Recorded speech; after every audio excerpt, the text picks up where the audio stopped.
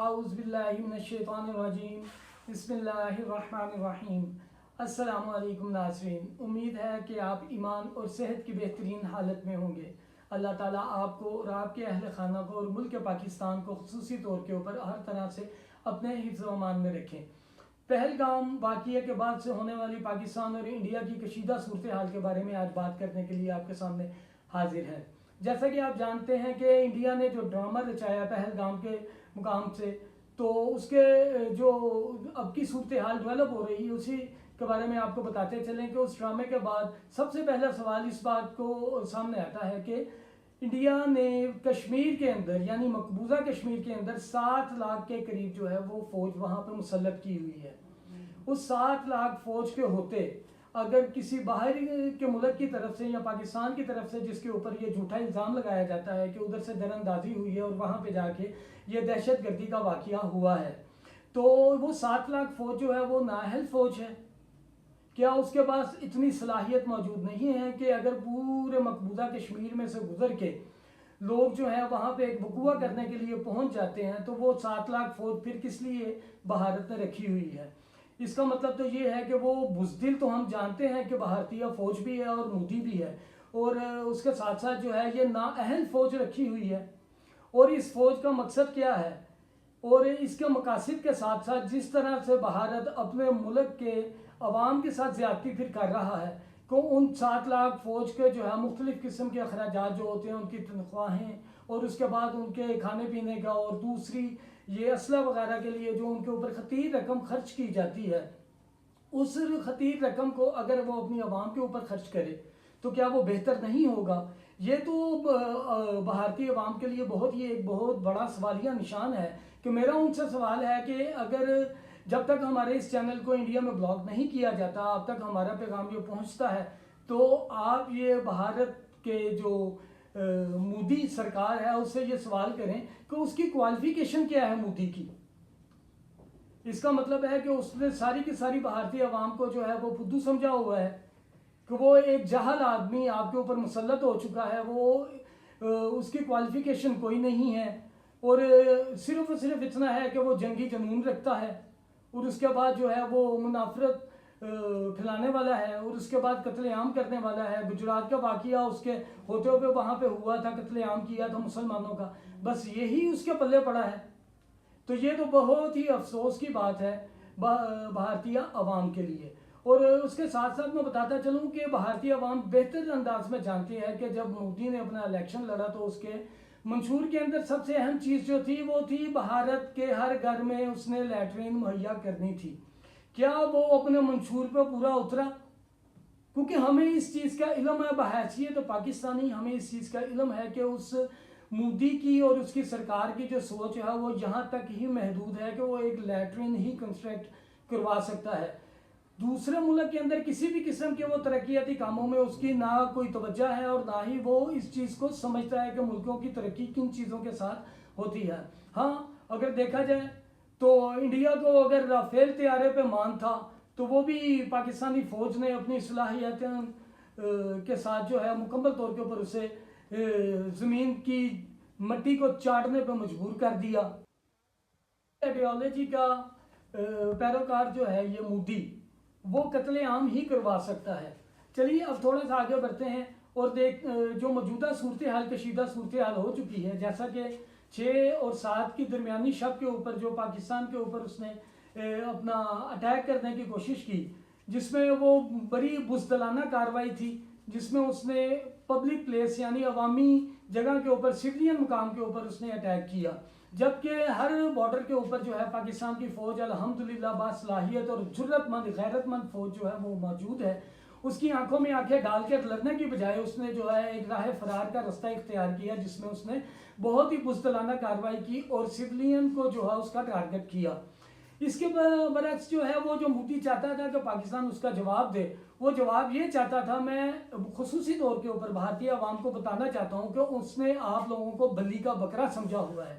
کہ اس کا جواب جو ہے پاکستان بھی ان کے سویلین مقام کے اوپر اٹیک کرے گا، اور اس سے یہ ہے کہ ہم دنیا کو جا کے بتائیں گے کہ یہ دیکھیں جی انہوں نے آگے ہم نے تو ادھر ٹیررسٹ مقام کے اوپر اٹیک کی ہے، حالانکہ اس طرح کی حقیقت ہی کوئی نہیں ہے۔ اس کے بارے میں ہماری سویلین حکومت جو ہے وہ بھی، اور جو ہمارے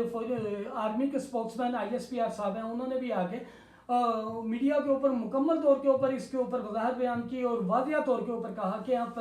پہلگام واقعے کے اوپر بھی، اور اس کے ساتھ ساتھ جو ہے یہ جو ٹیررسٹ پوائنٹس بتا رہے ہیں ان کے اوپر بھی آزادانہ تحقیقات کی جائے، اور پوری دنیا کے جتنے بھی نمائندے جو بھی آنا چاہے وہ آ کے اس کے اوپر مکمل طور کے اوپر تحقیقات کر سکتے ہیں۔ لیکن